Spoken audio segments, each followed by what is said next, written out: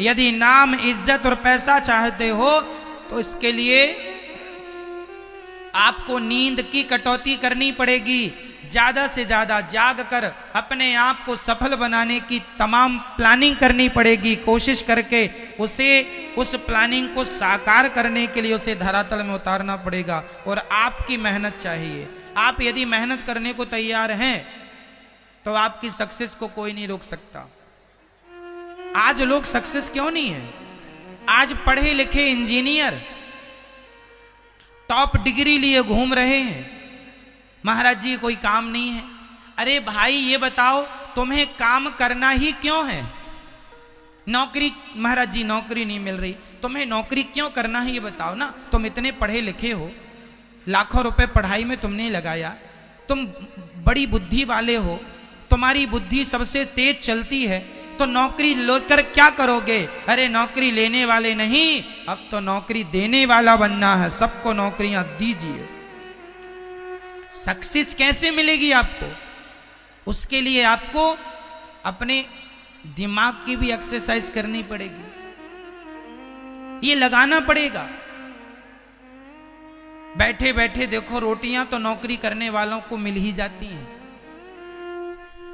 जंगल का शेर और सर्कस के शेर दोनों में जरा सा ही अंतर है।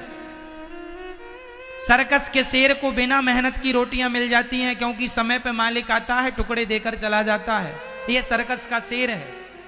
पर जंगल के शेर को अपने भोजन की व्यवस्था के लिए दौड़ना पड़ता है, पसीना बहाना पड़ता है। यदि आप पसीना बहाने को तैयार हैं तो आप सक्सेस होके रहेंगे, नहीं तो फिर टुकड़ों से तो गुजारा हो ही रहा है सर्कस के शेर की तरह।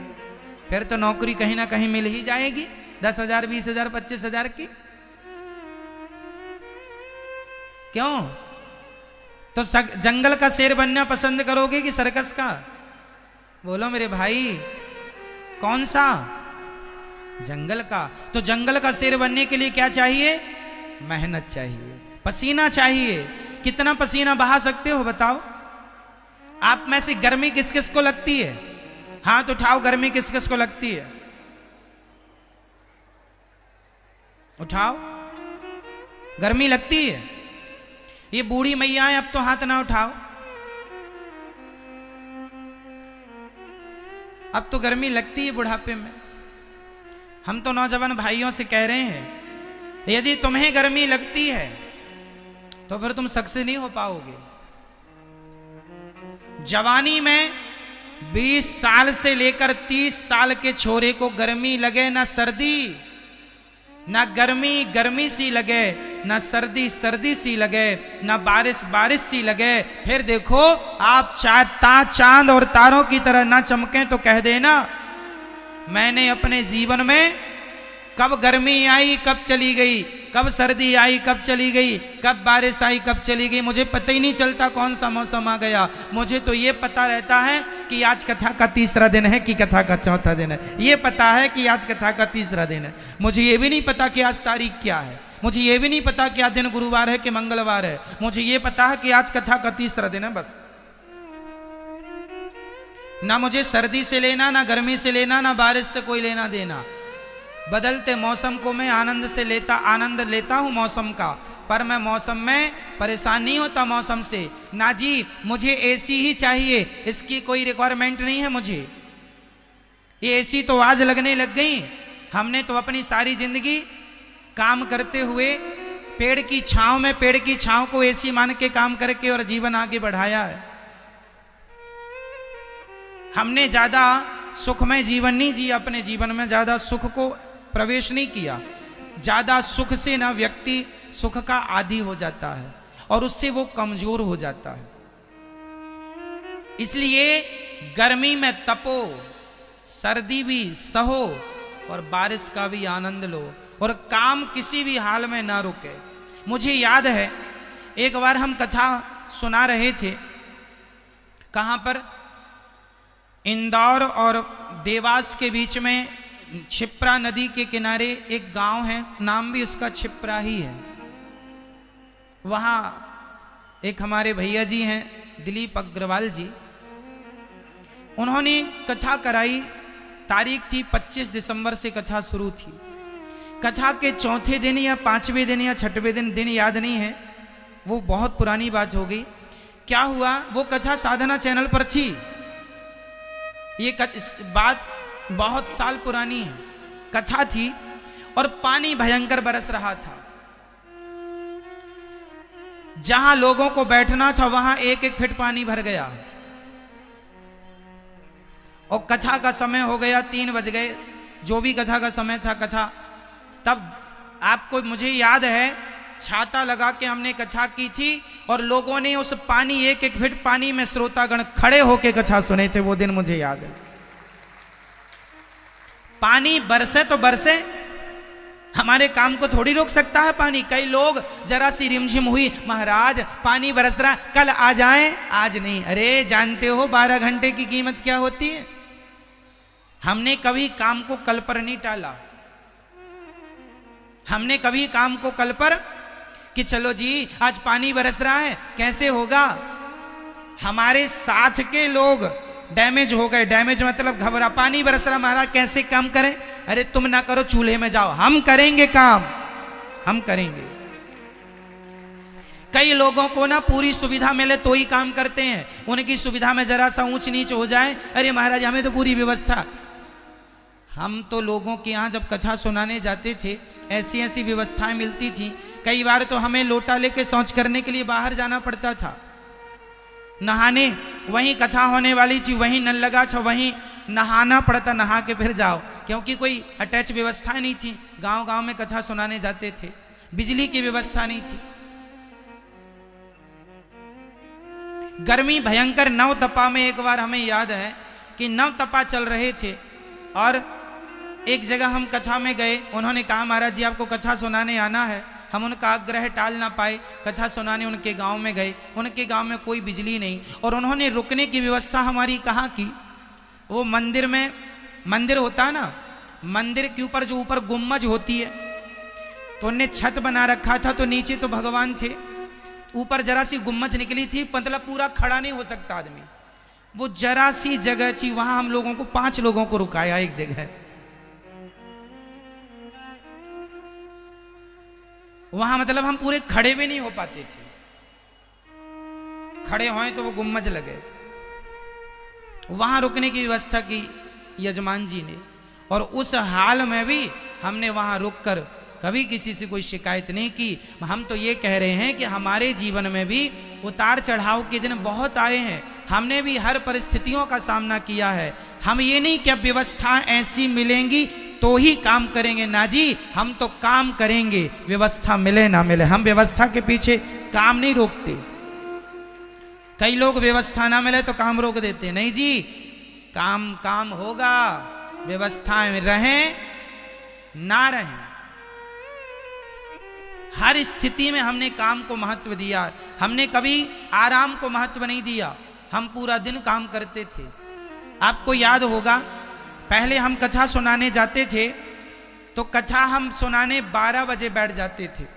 हमें याद है, आज भी वो श्रोता हैं, आज भी वो चीज़ें हैं, बहुत ज़्यादा पुरानी बातें नहीं हैं ये। 12 बजे हम कथा सुनाने बैठते थे और शाम के 7 साढ़े 7 बज जाते थे कथा सुनाते सुनाते। एक आसन पर 12 से 7 बजे तक कथा सुनाई। मुझे अच्छे से याद है, श्रोता भी थे और लोग सुनते थे। 7 घंटे एक आसन पे हमने कथा सुनाई। अब तो 3.5 घंटे सुनाते हैं आपको, लेकिन हमने 7 घंटे, 7.5 घंटे सुनाते थे। आज भी वो श्रोता हैं और सुनते थे लोग। तो जीवन में, जबकि हमें 3 घंटे कथा सुनाने, अब यजमान को हम चाहे 10 घंटे सुनाएं, चाहे 3 घंटे सुनाएं, वो पैसा तो उतना ही देता, क्यों? लेकिन हमने हमारी श्रद्धा से सुनाई कि भाई हम आपको सुनाएंगे, हम आलस नहीं करेंगे, हम काम चोरी नहीं करेंगे कि आपने हमें 3 घंटे के लिए बुलाया है तो हम 3 घंटे ही काम करें। ना जी, हम अपनी ओर से आपको बेहतर देने की कोशिश करेंगे।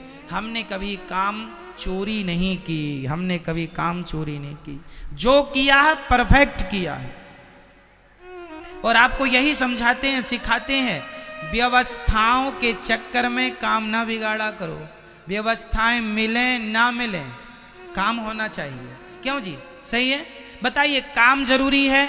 अब देखो, मैं आपके घर 7 दिन के लिए गया और जरा व्यवस्थाएं कम ज्यादा हैं, चलेगा? भाई व्यवस्थाओं का क्या है, 7 दिन की ही तो बात है। काम करना है, हम काम करने गए हैं, हम व्यवस्थाएं लेने नहीं गए। इसलिए आप अपने जीवन में ये कसम खाओ, संकल्प लो कि काम को महत्व देंगे। काम को, मैंने भूखे प्यासे काम किया है, बुखार में काम किया है, बीमारी थी तो काम किया है। हमने हर क्या आपको क्या लगता है हमारे जीवन में संकट नहीं आए? संकट तो जितने आपके जीवन में आते हैं उतने ही ये दास के जीवन में आए, पर हमने अपने संकटों को हंस कर के टाल दिया है, हंसते हुए टालते चले गए। हमने संकटों को जीवन में हावी नहीं होने दिया। कई लोगों को जरा सी बुखार है, महाराज जी आज नहीं हो पाएगा काम, बुखार है बुखार। अरे तुम काम नहीं करोगे, बुखार है? हमें तो भयंकर बुखार थी, हमने काम किया, 3.5 घंटे 4 घंटे कथाएं सुनाई, काम बराबर किया। तो जीवन में ये लिखा है, निद्रया ह्रियते नक्तम व्यवाये न चवावयः दिवाचार्थे हया राजन कुटुंब भरणेन वा। हमारी पढ़ाई के समय जब हम पढ़ने वृंदावन आए तो हमारे पास कोई बहुत सारी व्यवस्थाएं नहीं थी, सुविधाएं नहीं थी। हमें पढ़ने के लिए 3 किलोमीटर पैदल जाना पड़ता था, 3 किलोमीटर पैदल, तब जाके विद्यालय मिलता था। सबके पास साइकिल थी, हमारे पास साइकिल नहीं थी। तब हम 2 दोस्तों ने मिलकर के 250 रुपए जोड़ करके और 500 रुपए की पुरानी साइकिल खरीदी और फिर पढ़ने जाते थे। साइकिल नहीं थी, गौशाला में जाके गोबर उठाते थे, खेत में जाके फसल काटते थे, आश्रमों में पोंछा लगाते थे, रोटी बनाते थे, 1 कुंटल आटे की रोटी बनाते थे। 1 कुंटल, जानते हैं? 1 कुंटल आटे की रोटी बनाते थे। जैसे पत्नी सबको परोस के फिर खाती है, ऐसे सब 100-200 लोगों को खिला के खाते थे और इसके साथ फिर पढ़ाई भी करते थे। ऐसी पढ़ाई, आपके जैसे आज के बच्चों को तो सब सुविधाएं हैं, कंप्यूटर भी है, सारी बुकें हैं। हमारे पास तो पुस्तकें, बुक खरीदने के भी पैसे नहीं होते थे, दूसरों की पुस्तकें मांग मांग के पढ़ते थे, भाई सब जरा दे दो, पढ़ के वापस कर देंगे। ऐसी स्थिति में पढ़ाई की है। तो पढ़ाई करके हमारे समय पर तो हम तो प्राइवेट स्कूल में नहीं पढ़ पाए, सरकारी स्कूल में पढ़ते थे। क्यों? क्योंकि प्राइवेट में पैसे लगते थे, और पैसा कितना, हमारे गांव में, गांव के पास में शहर था, छोटा सा कस्बा, वहां पे 20-30 रुपए महीने की फीस लगती थी प्राइवेट स्कूलों में, 30 रुपए महीना। तो 30 रुपए भी हम लोग नहीं दे पाते थे। हमारे सारे दोस्त प्राइवेट स्कूल में पढ़ते थे। बाद में फिर हम बहुत जब कहे पिताजी से, तब पिताजी ने कोई व्यवस्था की होगी, तब उन्होंने नाम लिखाया और बाद में फिर हमने प्राइवेट स्कूल में बाद में पढ़े।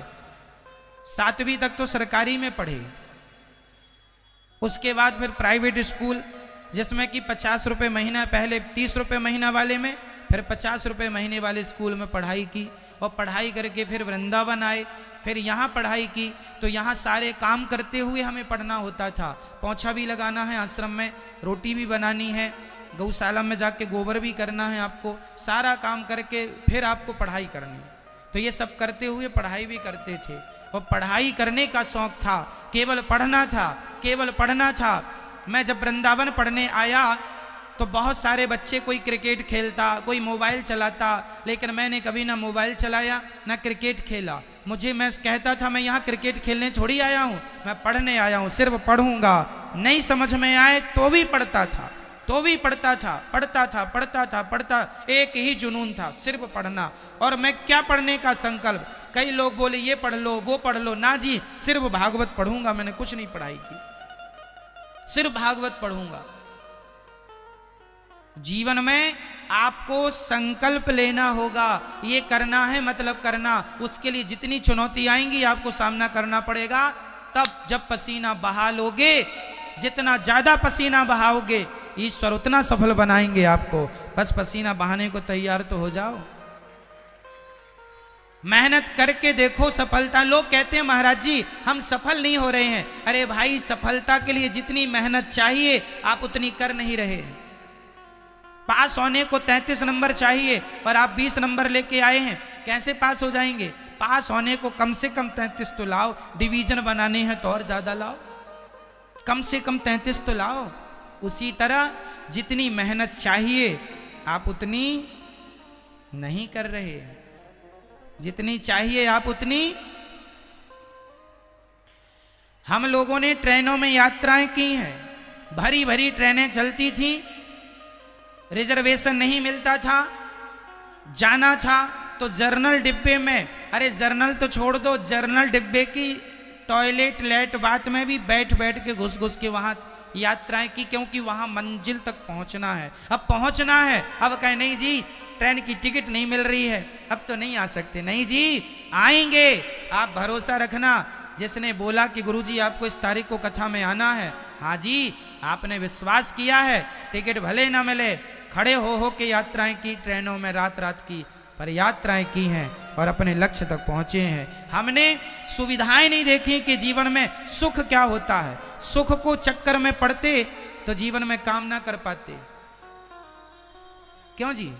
सुख को देखते कि हमें एसी की टिकट मिले तभी हम यात्रा करेंगे, फ्लाइट की टिकट मिले तो ये, ना जी हम तो जर्नल में भी, और जर्नल के डिब्बे में अंदर जो टॉयलेट के डिब्बे होते हैं, भरी जब होती है ट्रेन तो आपने देखा वो सब पैक होते हैं, बस हम भी एक बार वहीं पैक थे और यात्राएं की हमने। तो जीवन में आपको मेहनत करनी पड़ेगी। यदि आप हार गए, नहीं जी साहब नहीं हम तो नहीं आ सकते, टिकट नहीं मिल रही, अरे पागल, टिकट के चक्कर में काम छोड़ देगा क्या? मैं चाय नहीं पीता, किस लिए? आप बताइए, मैं चाय क्यों नहीं पीता? मैं चाय केवल इसलिए नहीं पीता क्योंकि चाय पीने में समय लगता है। समय इतना है नहीं। एक तो हम किसी के घर गए, महाराज बैठो चाय, अब चाय बनाने में कम से कम 15 मिनट लगेगा, तो 15 मिनट बनाने का लो और पीने का 5 से 7 मिनट लो, तो कितना हो गया? 20-22 मिनट। अब 20-22 मिनट भाई मेरे पास था नहीं, मैं क्यों 20-22 मिनट बर्बाद करूं?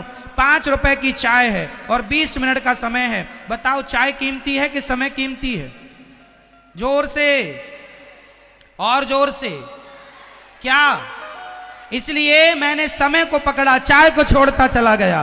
और आप 20 मिनट को बर्बाद करते हैं एक कप चाय के लिए। क्या घर में चाय नहीं मिलती आपके, जो दूसरों के घर में जा के चाय पीते हो? और आप लोग समय बर्बाद करते हो, अपना भी और दूसरों का भी। कह दो ना भाई साहब चाय नहीं, हमें जरूरत है। 5 रुपट्टी की चाय है, करोड़ों का समय खा जाती है।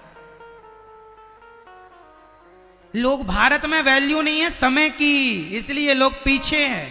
काश आपने समय को महत्व दिया होता और अपने आप को आगे बढ़ाने की सारी कोशिशें की होती तो आप बहुत सक्सेसफुल होते, बहुत बहुत सक्सेस होते आप।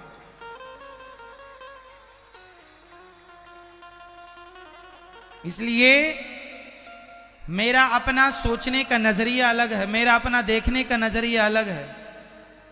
मैं समय के साथ समझौता नहीं करता। अर्थात मैं समय, यदि मैंने पानी मांगा किसी से और पानी लाने में उसने देर लगा दी तो मैं पानी का इंतजार नहीं करता। मैं सोचता हूं कि 1 मिनट यदि मैं खड़ा रहूंगा, 1 मिनट भी मेरे लिए बहुत कीमती है, इसलिए 1 मिनट भी मैं पानी के लिए वेस्ट नहीं करता। भाई मैं जाके बैठूंगा, पानी वहीं लेके आना, मैं वहीं बैठ के पीऊंगा, काम शुरू हो जाएगा उस 1 मिनट के अंदर। 1 मिनट की भी मैं कीमत जानता हूं और मैं अपने जीवन में 1-1 मिनट की वैल्यू जानकर उस 1 मिनट को बचाता हूं। 1 मिनट क्या होता है आप हमसे पूछ सकते हैं, 1 मिनट की कीमत क्या होती है वो कीमत भी हम आपको बता सकते हैं। इसलिए हमारे देश के युवाओं को, हमारे देश के नौजवान दोस्त भाई बहनों को केवल समय को पहचानना होगा। समय को जान लिया बस समय आपको बहुत आगे ले जाएगा। पुरुष बली नहीं होत है, समय होत बलवान। भीलन गोपी लूट लई, वही अर्जुन वही वाण। क्या बलवान है? जोर से, समय। महाभारत देखा होगा अभी लॉकडाउन में, जैसे ही चालू होता था महाभारत, उसमें गोल सर्कल घूमता था और वो कहता था मैं समय हूं। याद है? मैं समय हूं। समय का पहिया चलता है और यही समय का पहिया सबको निगलता जाता है, यही समय का पहिया सबको पीसता जाता है। सब इसी समय के पहिए से पिसते चले जाते हैं। ये समय जा रहा है, कुछ कर लो मेरे नौजवान दोस्तों। अपना नाम, अपनी इज्जत, पैसा कमाओ। नौकरी लेने वाले नहीं, नौकरी देने वाले बन जाओ, तब देश का विकास होगा, तब आप सक्सेस होंगे। सोच बदल दो, अपनी नजरिया बदल दो, अपने काम करने के ढंग को भी बदल दो, अपनी पुरानी सोच को जला दो, एक नई सोच के साथ नए भारत का निर्माण करो। उठो धरा के अमर सपूतो, पुनः नया निर्माण करो। उठो धरा के अमर सपूतो, पुनः नया निर्माण करो।